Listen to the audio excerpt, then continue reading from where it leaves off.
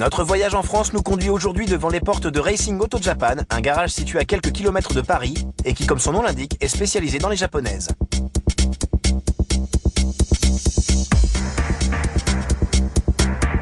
Certains d'entre vous ont peut-être déjà entendu ce nom. En effet, la Nissan Skyline dont nous avons déjà parlé et sa conductrice Audrey Vinal viennent de là.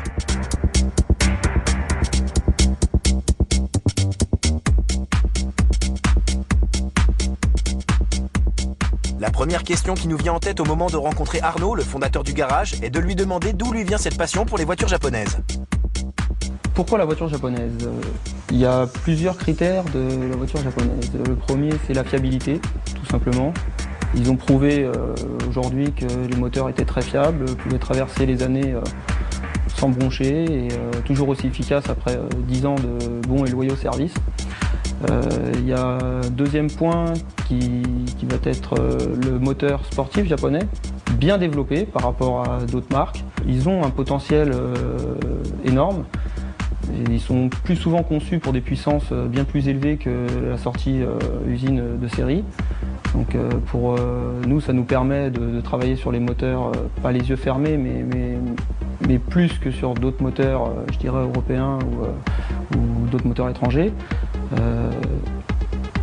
Ensuite, tout simplement parce que les lignes des autos comme une Toyota Supra ou même une Subaru, même tout ce qui est petit Honda Civic, CRX, c'est des autos qui traversent les années, ça prend pas spécialement de rides, ou même les anciens modèles sont encore très jolis au bout du jour. Et voici une voiture qu'Arnaud a oublié de mentionner, la Toyota Corolla. Petite et bon marché, c'est la voiture idéale pour ceux qui veulent faire leur premier dérapage. Elle est très appréciée des novices du drift au Japon.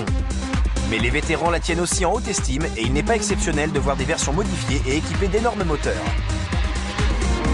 Et là, AE86 Levin est sorti des pages d'une de ses fameuses BD pour apparaître sur nos écrans. C'est en fait la voiture de Tony, un ami d'Arnaud.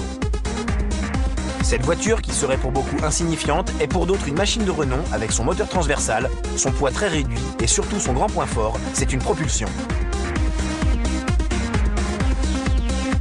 Il a bien sûr fallu commencer par restaurer la voiture. Elle datait de 1986 et on ne pouvait pas s'attendre à des miracles. Tous les panneaux rouillés ont été démontés puis remplacés par d'autres en parfait état. Après avoir été repeinte avec une teinte Nissan, elle est prête à retrouver une seconde jeunesse. Cependant, il lui manquait la légendaire touche drift. Il fallait trouver quelque chose. Aussitôt dit, aussitôt fait. Cette fois, c'était Max, avec ses doigts de magicien, qui a prêté son savoir-faire pour cette transformation. Les principales faiblesses de l'AE86 sont le différentiel et la suspension, des problèmes faciles à résoudre. Pour la suspension, il a été choisi des T3, des amortisseurs réglables tant en détente qu'en compression. Pour le différentiel, il a opté pour un modèle d'un rapport nettement plus adapté à un usage quotidien. Maintenant que le châssis est prêt, il est temps de s'occuper du moteur. Donner le détail de tout ce qui a été changé serait impossible, mais il faut noter que la mécanique d'origine suisse a été remplacée par une mécanique française, ce qui a fortement facilité la reprogrammation de la gestion électronique du moteur.